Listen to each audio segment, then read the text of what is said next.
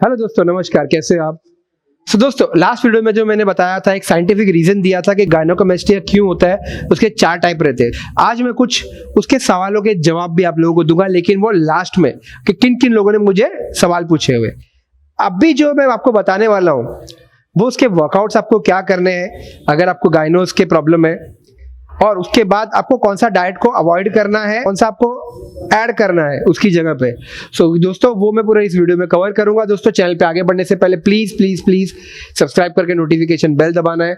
और दोस्तों, हमारे इंस्टाग्राम पेज पे भी आपको फॉलो करना है। उस पर भी हम एक्सक्लूसिव वीडियो बना के हम लाइव आते हैं हफ्ते में 2 बार, और आप लोगों से लाइव बात करते हैं।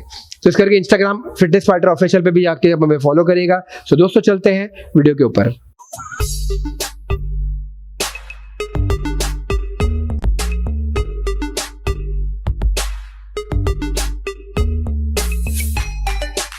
दोस्तों, बात करते हैं वर्कआउट के बारे में। अगर आपको मैन बूब्स है तो आपको कौन से वर्कआउट करने चाहिए। आपको सबसे पहले हफ्ते में जो है आपका चेस्ट वर्कआउट जो है 2 से 3 बार आपको ट्रेन करना है। और आपको क्या क्या वर्कआउट करने हैं? Bench press, dumbbell press, chest squeeze, उसके बाद आ जाता है पेक फ्लाई। ये चीज का आपको ध्यान रखना है कि आप जो है ओवर ट्रेन ना करें उसको। अगर आपको वर्कआउट के समय अगर सोरनेस हो गई है तो अगले दिन वो वर्कआउट मत करिएगा, क्योंकि अगर हफ्ते में आप 3 बार ट्रेन करें तो उसको रेस्ट भी चाहिए। तो हर एक दिन छोड़ के आप कर सकते हैं, या कोई भी आप बॉडी पार्ट के साथ में भी आप कर सकते हैं। ये वर्कआउट आपको परफॉर्म करना है। अभी मैं बात करता हूं कि आपको कौन से फूड को अवॉइड करना चाहिए अगर आपको गायनोकोमेस्टिया की प्रॉब्लम है। 1. Flax seeds, 2. Dry fruits, 3.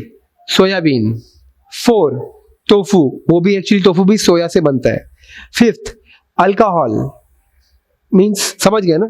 6th.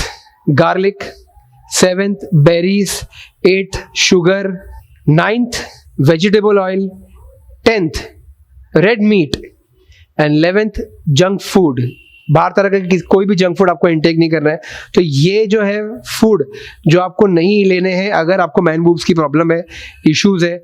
लेकिन आप अच्छा अगर वर्कआउट कर रहे हो तो डिपेंड है कि आप कौन से वाले कैटेगरी में बैठते हो, 1, 2, 3 या 4। उसके हिसाब से 4 कैटेगरी वाले को तो लेना ही नहीं है।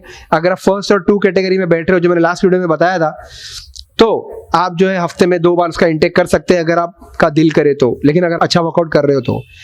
अभी मैं बात करूंगा जो फूड का आपको इंटेक करना है, मतलब जो आपको चीजें आप खा सकते हैं। आप एग का इंटेक कर सकते हैं, आप ब्रोकली का इंटेक कर सकते हैं, आप ग्रीन टी ले सकते हैं, आप पोमोग्रेनेट जिसे हम बोलते हैं अनार ले सकते हैं, मशरूम ले सकते हैं, रेड ग्रेप्स ले सकते हैं, होल ग्रेन ले सकते हैं जो रिच इन फाइबर्स रहता है। तो ये इसका आप इंटेक आप कर सकते हैं, क्योंकि इसमें काफी सारी चीजें ऐसे भी है जो आपके ईस्ट्रोजन को किल करता है और टेस्टोस्टेरोन लेवल बढ़ाता है। तो ये चीजों का आपको ध्यान रखना है कि इसकी जगह पे आपको ये रिप्लेस करना है, जिसकी वजह से क्या होगा कि आपको कोई भी तरह की इशू नहीं आएगी। वर्कआउट वेरी इंपॉर्टेंट, जैसा कि मैंने बताया था, अगर आप वो फ्लो में करोगे तो डेफिनेटली जो है आपको जो है रिजल्ट मिलेगा विद इन 2 months। तो जैसे कि मैंने बताया था कि मैं कुछ लोगों के सवालों के जवाब दूंगा एंड में। दोस्तों, अभी उस पर चलते हैं जिन्होंने लास्ट वीडियो में मुझे पूछा था। दोस्तों, अब जो कमेंट के नंबर 1 पे चलते हैं वो है Mukesh Rai. I am suffering from childhood, please suggest me stage 1। तो स्टेज 1 में आपको कोई टेंशन लेने की जरूरत नहीं है। आपको नहीं भी हो सकता है और हो भी सकता है, लेकिन बहुत ही कम लेवल पे आप वर्कआउट चालू करिएगा, और बाकी डाइट में आपको प्रॉब्लम फेस नहीं करना। आपको जो है डाइट जैसा कि वैसा ही रखना है। सिर्फ ये है कि आप वर्कआउट जो है उसमें ऐड कर दीजिए। अभी है सेकंड जो है वो राज ओपी। मुझे 11 साल के एज में ऐसे क्रिटिकल हुई थी। उस वक्त इलाज के बाद मुझे गायनोस की प्रॉब्लम स्टार्ट हुई थी। तो जब नॉलेज भी नहीं थी तो पेरेंट्स को बता भी नहीं पाते, और अब एज 20 हो गई है तो ग्रेड 2 लग रहा है, मीन्स जो मॉडरेट में आ गया आपका। चेस्ट वीक में 2 बार ट्रेन करता हूँ। गायनोस ही तो चेस्ट को ट्रेन हार्ड करने चाहिए या नहीं, और गायनोस का ऑपरेशन का बजट कितना रहता है? देखिए, पहली बात, आपका सेकेंडली आपका मॉडरेट में चल रहा है, और उसके लिए आपका 4th ग्रेड तक पता नहीं हो जाएगा कि नहीं जाएगा। मेरे को तो नहीं लगता जाएगा, क्योंकि अभी आपको वर्कआउट करना है। और जो ये वीडियो में मैंने आपको जो गाइड किया हुआ है वो चीज़ पे आपको ध्यान देना है। आपको जो है ये जो आपको डाइट जो नहीं लेनी है वो चीज़ों पे आपको ध्यान देना है, बस, और कुछ नहीं। और आपको जो है वर्कआउट करना है, बाकी कोई चिंता वाली बात नहीं है। Sir can it be cure without surgery? Depend, आपका अगर लेवल 4 में रहेगा जिसमें फीमेल ब्रेस्ट जैसा दिख रहा है तो आपको सर्जरी के अलावा और कोई ऑप्शन नहीं है।